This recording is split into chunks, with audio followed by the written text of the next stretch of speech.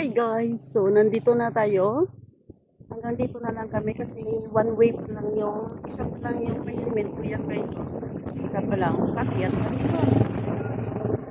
Yan oh. Oh, pababa no. Oh, tingnan mo. Yan. So, paakyat na naman doon. Parang little bagyo talaga siya guys. Oh, nagawa pa lang yan. So, yan guys oh. Ang ganda. Mahangin pati. Yan. First time ko na nakapunta dito guys sa Panaytayan. Ongoing pa rin yung mga ano dito guys, yung kalsada. Ginagawa. Yan. Tingnan mo yan. Akyat ng ano, taas pa naman. So ito lang guys, yung natin.